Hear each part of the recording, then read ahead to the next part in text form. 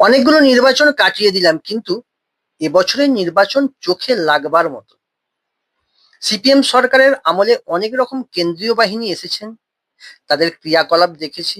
কিন্তু এবারে যেসব স্পেশাল কেন্দ্রীয় ফোর্স এসেছিলেন, তাদের মধ্যে বেশিরভাগ স্পেশাল শিক্ষা নিয়েই এসেছিলেন মনে হয়, একতরফা শিক্ষা। তবে বলতে ইচ্ছে হয়, এদের স্পেশাল ভাবে সবকিছু শেখানো হয়, মানুষের উপর অপ্রয়োজনীয় অত্যাচার শেখানো হয়, কিন্তু বাংলায় শাসন করতে এসে বাংলা কেন শেখানো হয় না? কোনো ভিডিও দেখে একথা বলছি না, আমার সঙ্গে ঘটে যাওয়া ঘটনাকে কেন্দ্র করে একথা বলছি। কারণ সে বাংলা তো শুনবেই না, এছাড়া তাদের ভাষায় যদি বোঝানো হয় সেটাও শুনতে নারাজ।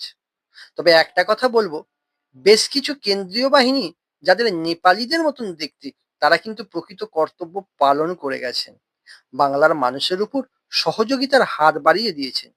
কিন্তু বাকি সব হিন্দি ভাষীদের আচরণ বাংলার মানুষ মেনে নিতে পেরেছেন কিনা বলা খুব কঠিন। নির্বাচন শুধু দানের মাধ্যম দিয়ে সম্পন্ন হয়, শাসনের মাধ্যম দিয়ে সম্পন্ন হয়, এটা কখনোই ঠিক কথা নয়। ভালোবাসার মাধ্যম দিয়ে, সহযোগিতার মাধ্যম দিয়েই সম্পন্ন হয়। তবে একটা কথা বড়ই বলতে ইচ্ছে হচ্ছে, কেন্দ্র থেকে কেন্দ্রীয় বাহিনী পাঠানো শান্তি শৃঙ্খলা বজায় রাখার জন্য। এবছর বেশ কিছু জায়গায় বিক্ষিপ্ত ঘটনাকে লক্ষ্য করে বলতে পারি, এদের শান্তি রক্ষার জন্য বাংলায় পাঠানো হয় সেটা নামেই। এদের শরীরে হিংস্র অমানুষের রক্ত বইছে, সেটা যাবে কোথায়? সোশ্যাল মিডিয়ায় দেখলাম একটা বাচ্চা মেয়ের উপর নির্যাতন, সে কি প্রকৃত সাজা পাবে? বাংলার উপর অত্যাচার করেছে, তার প্রকৃত সাজা হয়তো মাফ হয়ে যাবে।